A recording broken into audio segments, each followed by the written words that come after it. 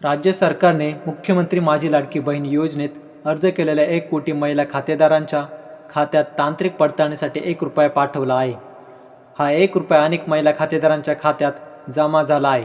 त्यामुळे आता त्यांच्या खात्यात ₹1500 जमा होण्याचा मार्ग मोकळा झालेला आहे.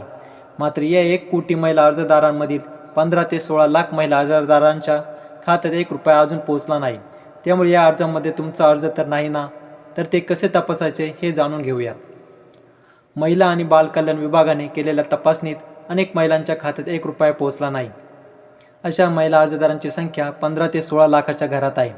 या महिलांनी अर्जात बँक खाते चुकीचे दिले आहे, बँक खाते बंद असणार आहे, बँक खात्यातला नंबर चुकला असणार, अर्ज 2 वेळा केले असणार अशी अनेक कारणे असू शकतात. जर तुमच्याही खात्यात ₹1 पोहोचला नसेल तर या 16 लाख अर्जात तुमचाही अर्ज असण्याची शक्यता आहे.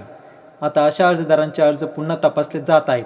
त्यासोबत महिला आणि बाल कल्याण विभागाकडून अशा खातेधारकांशी संपर्क साधण्याचा प्रयत्न सुरू आहे. अशा परिस्थितीत ॲपवर किंवा वेबसाईटवर देखील तुम्हाला काही माहिती दिली गेली असण्याची शक्यता आहे. तुमचा खाते क्रमांक किंवा IFSC कोड चुकीचा असल्याचा संदेश आला असेल. तुम्ही ज्या माध्यमातून अर्ज केला आहे, जसे ॲपवर केला असेल तर ॲपवर जाऊन तुम्ही तुमच्या अर्जाची माहिती घेऊ शकता. त्यात तुम्हाला खात्यासंदर्भात माहिती मिळण्याची शक्यता आहे. जर तुम्ही वेबसाईटवरून अर्ज केला असेल तर वेबसाईटवर जाऊन तपासा. तुमच्या अर्जासोबत काही त्रुटी सांगण्यात आल्या आहेत. इतकंच नाही तर तुमच्या मोबाईलवरील मेसेजही तपासून घ्या. विशेष म्हणजे सरकार अशा अर्जदारांपर्यंत लवकरात लवकर पोहोचून त्रुटी दूर करण्याचा प्रयत्न करत आहे. त्यामुळे त्या 15 ते 16 लाख महिला अर्जदारांना दिलासा मिळणार आहे. तर मित्रांनो, व्हिडिओ कसा वाटला हे आम्हाला कमेंटमध्ये नक्की सांगा. अजून तुमचे काही प्रश्न असेल तर कमेंटमध्ये आम्हाला जरूर कळवा. हा व्हिडिओ आवडला असेल तर जास्तीत जास्त शेअर करून लाईक करा.